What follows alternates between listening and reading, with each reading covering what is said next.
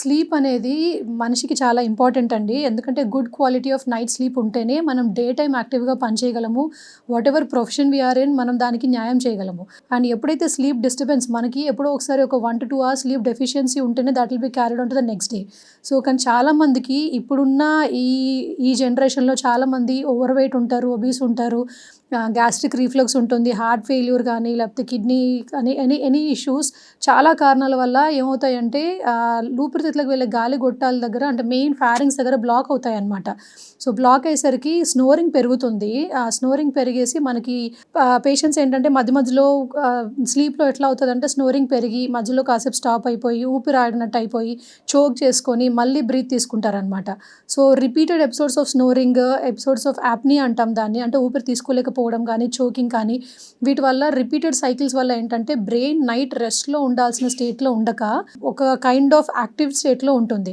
So, బ్రెయిన్‌కి ఎప్పుడైతే night దొరకాల్సిన rest దొరకదో ఆ టైంలో ఏంటంటే because of repeated activities consistently going on అదేంటంటే ఒక కైండ్ ఆఫ్ స్ట్రెస్‌లో ఉంటుంది నైట్ అంతా కూడా. దానివల్ల ఏంటంటే బ్లడ్ క్లాట్ ఫార్మేషన్ పెరుగుతుంది. డయాబెటిస్ అన్‌కంట్రోల్డ్ అవ్వచ్చు.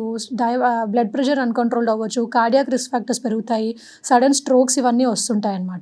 సో, ఎప్పుడైతే patients who have all this are వీళ్ళందరూ ఏంటంటే నైట్ పడుకుంటారు. మార్నింగ్ నైట్ 10:00 to 4:00 ఆర్ 5:00 కానీ క్వాలిటీ ఆఫ్ స్లీప్ సరిగ్గా ఉండదనమాట. Because of this fluctuating oxygen levels. వాళ్ళకి ఆ సింప్టమ్స్ అన్నీ నెక్స్ట్ డే మార్నింగ్ వర్క్‌లో తెలుస్తాయి. ఎక్సెసివ్ డే టైమ్ స్లీపీనెస్, కాసేపు కూర్చోగానే నిద్రపోవడము, ఒక 10 మినిట్స్ టైం దొరికితే they want to take rest, unrefreshing sleep, వర్క్‌లో ఇరిటేట్ అవ్వడము ఇవన్నీ ఉంటాయన్నమాట. సో, ఎప్పుడైతే people when they come with these problems that morning unrefreshing sleep ఉంటుంది or recent weight gain or partner like snoring ఎక్కువగా ఉంది అని చెప్పినప్పుడు will ask them to come to sleep clinic. Sleep క్లినిక్‌లో ఏంటంటే will have proper evaluation of these patients. అంటే snoring ఇవన్నీ ఉన్నాయి, ఇవన్నీ హిస్టరీ ఉన్నప్పుడు స్లీప్ క్వాలిటీ ఆఫ్ స్లీప్ గురించి కొన్ని స్కేల్స్ ఉంటాయి. Like how effective is their sleep or day time activities ఎట్లా ఉన్నాయని. So, will ask them to fill certain forms. దాని తర్వాత will also observe like how is their oral cavity ఎట్లా ఉంది, వాళ్ళ ఊవులా ఎట్లా ఉంది, అబ్స్ట్రక్షన్ ఎక్కడ ఉంది అనేది will have few test to assess the level of abstraction అనమాట. ఇవన్నీ చూసుకొని if they fit into that candidate like వీళ్ళకి స్లీప్ డిజార్డర్ ఉంది అనుకుంటే will perform like in hospital sleep study చేస్తామన్నమాట. ఇన్ హాస్పిటల్ స్లీప్ స్టడీలో అడ్వాంటేజ్ ఏంటంటే will have a technician through out the study and like there will be separate room for the patient to sleep. ఒక glass door separate చేస్తుంది and the technician will be continuously observing. And మనకి దాంట్లోనే మనకి problem ఏమైనా ఉంది అని తెలిస్తే సివియర్గా ఉంది అని అంటే technician will be in contact with the doctor and second half of the study they can convert into the therapeutic study అనమాట. అంటే treatment kind of study. So, ఇది చూసుకొని దాని తర్వాత once we get the report of that sleep report అప్పుడు మనం చూసి analyse చేసి పేషెంట్‌కి ఎక్కడ ప్రాబ్లమ్ ఉంది, స్లీప్ నిద్ర పట్టడం కష్టం ఉందా, లేకపోతే పడుకున్న తర్వాత రిపీటెడ్‌గా లేస్తున్నారా, లేకపోతే రిపీటెడ్ ఆక్సిజన్ తగ్గుతుందా, ఇవన్నీ అనలైజ్ చేసి will give a proper treatment to the patient. మనకు దీంట్లో will involve multiple opinions from even the ENT వాళ్ళ ఒపీనియన్ తీసుకుంటాము. కొన్నిసార్లు అవసరమైతే న్యూరాలజిస్ట్ వాళ్ళ ఒపీనియన్ తీసుకుంటాము.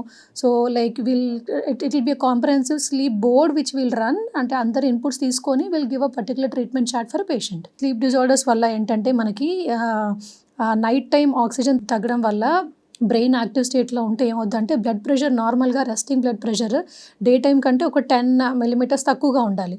సో, అది తక్కువగా ఉండకుండా ఉంటే అది ఎర్లీ మార్నింగ్ ఏమవుతుంది అని అంటే సడన్ హై బ్లడ్ ప్రెషర్స్ రావడము, దానివల్ల బ్రెయిన్లో బ్లీడ్ అవ్వడము ఒకటి చాలా కామన్గా చూస్తున్నాం. ఏంటంటే young individual software employer whatever సడన్గా అన్కాన్షియస్ అయిపోవడం మార్నింగ్, లేకపోతే సడన్ సివియర్ హెడేక్ చూస్తే బ్రెయిన్లో బ్లీడ్ ఉంటుంది అనమాట. So, underlying sleep apnoea is one of the reason అనమాట వాళ్ళకి. అంటే sudden fluctuations of blood pressure దానివల్ల బ్రెయిన్లో బ్లీడ్ అట్లాంటివి.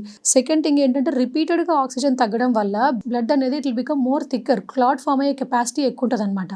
అందుకని మనకి చాలామంది ఒబీస్ ఉంటున్నారు ఈ మధ్యలో. అంటే వెయిట్ గెయిన్ అవన్నీ ఎక్కువయ్యేసరికి ఏంటంటే ఈ స్నోరింగ్, ఈ ఆక్సిజన్ తగ్గిపోవడం దీనివల్ల బ్లడ్ క్లాట్ పెరిగేసరికి సడన్గా స్ట్రోక్స్ వస్తున్నాయి, బ్రెయిన్ స్ట్రోక్స్ వస్తున్నాయి యంగ్ ఇండివిజువల్స్లో కూడా. And second thing heart attacks చాలా వరకు చూస్తున్నాం మనము. This is one of the reason for heart attacks, undiagnosed heart అటాక్స్కి స్లీప్ యాప్నియా అనేది. దాని తర్వాత pulmonary thromboembolism which is not commonly diagnose. మనకి ఎట్లయితే బ్రెయిన్లో క్లాట్ ఉంటే స్ట్రోక్ అంటాము, హార్ట్లో అయితే హార్ట్ అటాక్ అంటాము, లంగ్లో కూడా అట్లాగా బ్లడ్ క్లాట్స్ ఫామ్ అయ్యి సడన్ బీపీ డ్రాప్ అయిపోవడము, ఆక్సిజన్ తగ్గిపోవడం ఇట్లాంటివి అవుతుంటాయి అనమాట. ఇవి 3 one of the most common reasons like emergency situations because of sleep apnoea.